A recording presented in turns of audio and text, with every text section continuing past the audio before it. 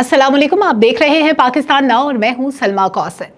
तिब्बत के यखबस्ता पहाड़ों से लेकर पंजाब के सरसब्ज मैदानों तक और आसाम की सरसब्ज वादियों से लेकर सिंध के सहराओं तक एक ऐसा हथियार खामोशी से बहता है जिसकी ना तो कोई आवाज है और ना ही कोई रंग। लेकिन जब ये हथियार चलता है तो बड़े बड़े मुल्कों के नक्शे बदल जाते हैं। हम सब बचपन से सुनते आए हैं कि दुनिया में अब तक जितनी भी जंगें लड़ी गई वो जमीनों के टकराव, सरहदों की लकीरों और सोने चांदी के खजानों के लिए थी। लेकिन आज 2026 में आपको एक ऐसी जंग की खौफनाक तस्वीर दिखाने जा रही हूं जिसका आगाज शायद हमारे देखते ही देखते हो चुका है। और ये जंग जमीन की नहीं बल्कि पानी की जंग है। एक ऐसी जंग जिसमें बारूद के धमाके नहीं बल्कि डैमों के लोहे के गेट ये फैसला करेंगे कि किस खित्ते को जिंदगी मिलेगी और कौन सा मुल्क प्यासा मर जाएगा। हम सब जानते हैं कि हिमालय की बर्फीली चोटियां, जिन्हें दुनिया का तीसरा कुतुब यानी थर्ड पोल भी कहा जाता है, एशिया की 3 बड़ी एटमी ताकतों पाकिस्तान, भारत और चीन की प्यास बुझाते हैं। लेकिन क्या आपने कभी सोचा है कि अगर ये पानी एक सियासी और फौजी हथियार बन जाए तो क्या होगा?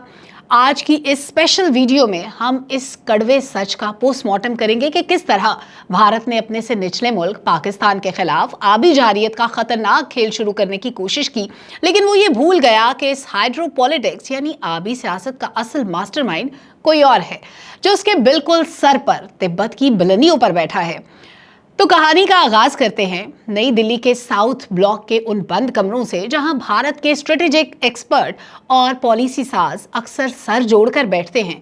उन कमरों से मुसलसल ये आवाजें उठ रही हैं कि पाकिस्तान को सबक सिखाने का सबसे आसान और सस्ता तरीका ये है कि 1960 के तारीखी सिंध दास मुआहदे यानी इंडस वाटर्स ट्रीटी को या तो यकतरफा तौर पर बदल दिया जाए या फिर इसे हमेशा के लिए सबोताज कर दिया जाए। भारत के मंसूबा साजों का ये गुमान था कि पाकिस्तान जाने वाले 3 मगरबी दरियाओं सिंध, जेहलम और चनाब पर जम्मू कश्मीर के इलाके में दो कामत हाइड्रो प्रोजेक्ट्स और डैम बनाकर पानी के बहाव को कंट्रोल किया जा सकता है। उनका प्लान बड़ा सीधा और खतरनाक था, यानी फसलों की बवाई के अहम सीजन में पाकिस्तान जाने वाले पानी को रोककर अपने डैमों के रिजर्वायर यानी ज़खायर को भर लिया जाए ताकि पाकिस्तान की नहरें सूख जाएं, ज़राअत तबाह हो जाए और बिजली का बहरान पैदा हो, पाकिस्तान माशी तौर पर घुटनों के बल आ जाए। इस सस्ती सियासी शोहरत और हुबुल वतनी के नाम पर वोट बटोरने के चक्कर में नई दिल्ली ने अपने इन मंसूबों पर काम की रफ्तार को तेज तरीन कर दिया। दरियाओं के कुदरती रास्तों पर बड़े बड़े कंक्रीट के ढांचे खड़े किए और भारत को लग रहा था कि उसने पाकिस्तान की शहरत पर हाथ रख दिया है। लेकिन यहाँ भारत के कठपुतली स्ट्रेटेजिक एक्सपर्ट एक बहुत बड़ी फाश और तारीखी गलती कर बैठे। वो इस जोश में ये बुनियादी जोग्राफियाई सच्चाई ही भूल गए कि जो बोगे वही काटोगे। हाइड्रोपॉलिटिक्स का सबसे पहला उसूल है कि जो कानून आप अपने से नीचे बहने वाले मुल्क यानी कि लोअर रिपेलियन पर जबरदस्ती लागू करने की कोशिश करते हैं, वही कानून आपके ऊपर बैठा हुआ मुल्क आप पर भी लागू करने का मुकम्मल इखलाकी और कानूनी हक रखता है। अब मंजर बदलता है और हम पहुंचते हैं बीजिंग के सफारती गलियारों में, जहां भारत के उस पानी को रोकने वाले जारहाना रवैये की गूंज चीन के कानों तक भी जा पहुंची। तो चीन ने इसे खामोशी से मॉनिटर करना शुरू किया। चीन जानता था कि अगर दुनिया में ये रिवायत कायम हो गई कि कोई भी ऊपर वाला मुल्क यानी अपस्ट्रीम स्टेट नीचे वाले मुल्क यानी डाउनस्ट्रीम स्टेट का पानी अपनी मर्जी से रोक सकता है, तो ये रिवायत खुद चीन के लिए एक सुनहरी मौका बन जाएगी। लेकिन चीन ने पहले सिफारती आदाब के तहत भारत को खबरदार करना जरूरी समझा। चीनी हुक्काम ने 12 बैनुल-अक़वामी फोरम्स पर और बराह रास्त नई दिल्ली को ये पैगाम भेजा कि अगर भारत ने पाकिस्तान के साथ किसी भी किस्म का आबी एडवेंचर किया तो चीन उसके नताइज भुगतने के लिए तैयार रहने की सलाहियत और मुकम्मल इख्तियार रखता है। इस धमकी के पीछे एक बहुत बड़ी जोग्राफियाई हकीकत छुपी थी। तिब्बत का जो सतह मुर्तफा यानी तिब्बतियन प्लेटू है वो कोई आम जमीन नहीं, वो एशिया का वाटर टावर है। चीन वहां से निकलने वाले उन तमाम दरियाओं के हेड वाटर्स यानी मंबे पर काबिज है जो भारत को जिंदगी देते हैं। मिसाल के तौर पर दरियाए ब्रह्मपुत्र, जिसे चीन में यारलोंग ज़ांगबो कहा जाता है, ये तिब्बत से निकलकर अरुणाचल प्रदेश और आसाम के रास्ते पूरे शिमाल मशरकी भारत को सैराब करता है। इसी तरह दरियाए सतलुज और दरियाए सिंध के ऊपरी हिस्से भी तिब्बत के ग्लेशियर से जन्म लेते हैं और फिर हिमाचल, पंजाब और हरियाणा जैसे भारत के अहम तरीन हिस्सों को पानी फराहम करते हैं। चीन ने तिब्बत के उस नाजुक मोड़ जिसे ग्रेट बैंड कहा जाता है, वहां दुनिया के सबसे बड़े मेगा डैम्स और पानी का रुख मोड़ने वाले प्रोजेक्ट्स पहले ही तैयार कर रखे हैं। लेकिन भारतीय हुकूमत ने गुरूर और तकब्बुर के नशे में चीन की इस वार्निंग को हमेशा की तरह गीदड़ भभकी समझा और नजरअंदाज कर दिया। भारत ने अपनी पानी रोकने की पॉलिसी के तहत चनाब पर बने डैमों के गेट बंद करके पानी का जखीरा करना शुरू कर दिया ताकि पाकिस्तान में चनाब का बहाव कम किया जा सके। नई दिल्ली में जश्न का माहौल था। मीडिया पर सुर्खियां लग रही थी कि पाकिस्तान को प्यासा मार दिया जाएगा। लेकिन ये जश्न अभी ठीक से शुरू भी नहीं हुआ था कि सिर्फ 48 घंटों के अंदर भारतीय वाटर कमीशन के कंट्रोल रूम में नस्ब खतरे के सुर्ख सायरन चीखने लगे। तिब्बत की बुलंदियों से एक खबर आई जिसने नई दिल्ली के ऐवानों में जलजला बपा कर दिया।